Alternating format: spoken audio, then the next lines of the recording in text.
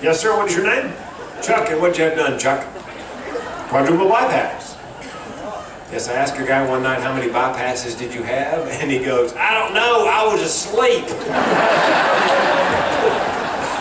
So, Chuck, did you have some sort of symptoms? Did you have, what encouraged you to get the bypass? Your doctor said it would be better to do it than wait for the heart attack. Did he have children in college or something? Was it a BMW payment to make, maybe? So you went in, maybe were you having chest pains? Were you nausea? Did you thought you were healthy? Yeah, okay. And so oftentimes I ask, what were you doing when you had the symptoms? And I had a fellow one night start giggling. So I'm thinking, uh-oh, little bone chicka wow wow. So I said, well, let me ask it a different way because it's a family show. Were you exerting yourself? He turns to his wife in a loud voice in front of everybody and goes, was I exerting myself? Well, I had an aortic valve transplant in 1995. Chuck. Yep, a friend of mine said, did you have a near-death experience? Yeah, when I got the bill. 37 grand. Yeah, my insurance company paid $1,500. My sister said, wait a minute, $1,500 on a $37,000 bill? What is that, the tip? Actually, are you American, Chuck? The reason I ask you is I met a Canadian fellow. Had the same operation, almost the same time, 1995, and I said, I paid 37 grand, my insurance company paid $1,500. How much did you pay? And he said, $18. Canadians, what was the 18 bucks for? Parking, correct.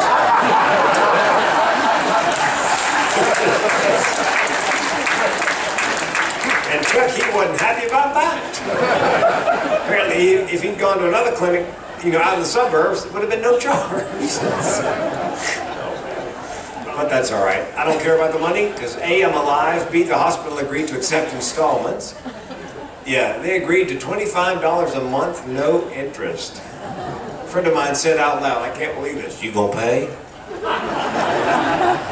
First of all, it's $25. Second of all, it's an aortic heart valve. I mean, do you seriously want to meet that repo man?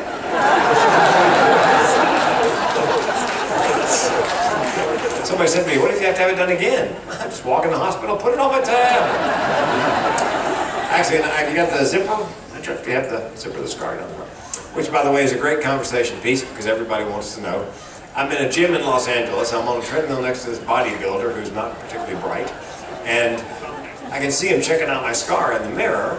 And finally, he gets up his nerve. He goes, dude, what happened to you? I said, oh, really, it was nothing. When I was born, I was delivered by cesarean section. And, radical. So the heart valve thing, Chuck, turned up in a couple of tests I had. Did you have your cholesterol checked at the time? Do you remember what your cholesterol was at the? No, mine was 357. Yeah, it's not good news. On the chart, right by 357, 4 words, notified next of kin. It's, did you know that? I bet Chuck knows that. Next of kin is really the problem with cholesterol. 85% of your cholesterol level is genetic. Yeah, your forefathers. Apparently, one of my ancestors was told to suck eggs and did. They've had coronary problems ever since. So, and I had the angiogram. Did you have the angiogram? Do you remember that? They make a small incision in your... You have no clue, do you, Chuck? Heart surgery with memory loss. An odd combination. Yeah, the angiogram was my favorite. I'll tell you why. I had it done in the South, Raleigh, North Carolina, Wake Medical. The doctor comes in, the cardiologist, he goes, Mr. King, we're going to insert a probe into your femoral artery.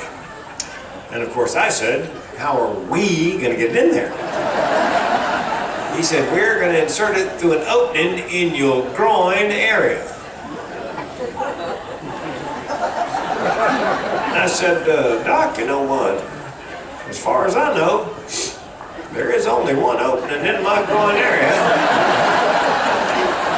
If you'll just give me my pants back. I think I'll have that heart attack. But then what they do is they make a small incision here in your, right here at the top of your thigh and in your groin area. And they give you a drug called Versed. V-E-R-S-E-D, ask for it by name. Yeah, a couple of hits of Versed, they could use PVC pipe. Now do the other leg. The valve I got, there were 3 kinds of valves at the time. There was a pig valve, which I couldn't get because, you know, I'm a Southerner. Every time I went past a barbecue place, I'd tear up. The mechanical valve at the time, the most popular, was a St. Jude valve. I'm no Catholic, but I am well aware St. Jude is the patron saint of lost causes. I opted for a human valve. Yep, it's a transplant, a human valve. It's from a donor, either a cadaver or an attorney who wasn't using it. Now, every now and then, someone asks me, well, what's the name of the insurance company that paid so little? I'd tell you, but you know what? That would be slander. And they'd find out about it and would sue me or do something crazy like, I don't know, burn a cross in my front yard. A big blue one.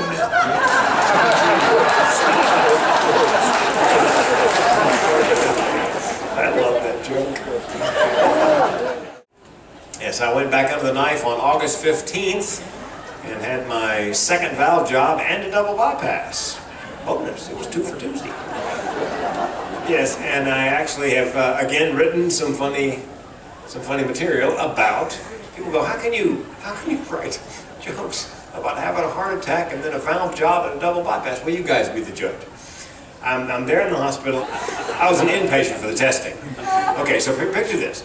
I've been in inpatient for 3 days, and they're doing all the other tests, and I assume that all the nursing staff knows who I am and what I do for a living because I've met just about everybody. Well, what happened was, a woman came back from her several days off. She had no idea who I was or that I did stand-up comedy for a living, but I didn't know that.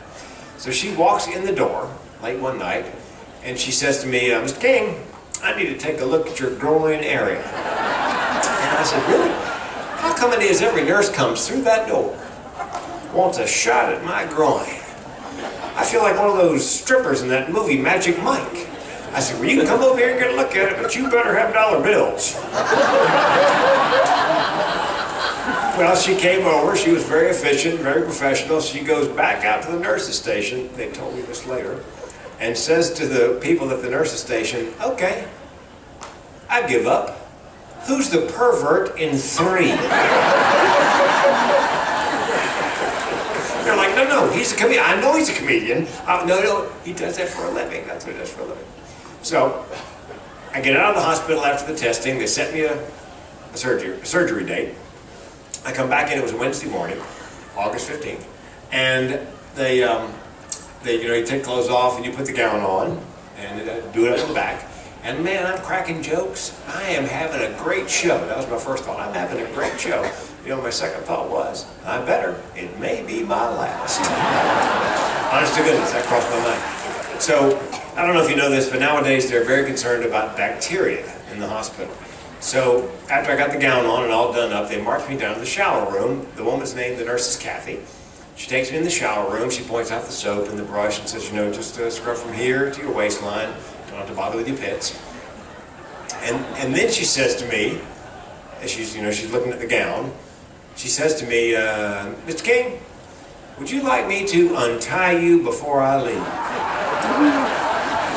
I said, Kathy, you know what? If I had $1 for every time somebody asked me that, I think I could cover my deductible. Well, she's been over double laughing because nobody's ever come out with that before.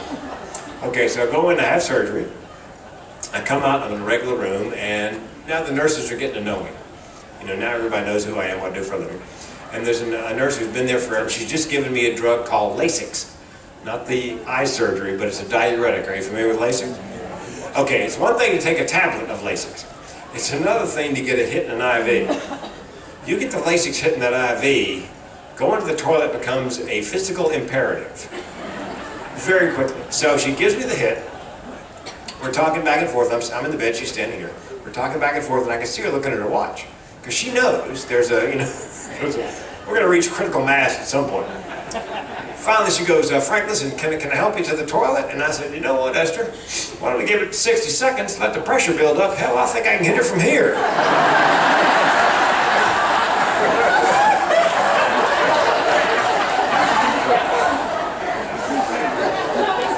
Okay, so now I'm out of the hospital. I'm in cardiac rehab because this place, this is the Oregon Heart and Vascular Institute. It's a whole separate hospital, basically, and there's a cardiac rehab place with exercise machines and therapists. My therapist, Debbie, and I are down there, and she sits me in one of the machines. I don't know if you've ever seen this, but it's like a bicycle upside down. You sort of pedal with your hands. There's handles, you pedal with your hands. Well, the seat's too far back. So I said, Debbie, the seat's too far back. I can't reach the handles. Well, there's a lever down here between my legs. Yeah, stick it up. And she points at the lever and she goes, you got a little knob there between your legs. I said, Debbie, you know what? If I had $1 for every time somebody told me that, I could cover my deductible. So yeah, that's what's funny about a heart attack. That's just the way that's just the way I see the world. So.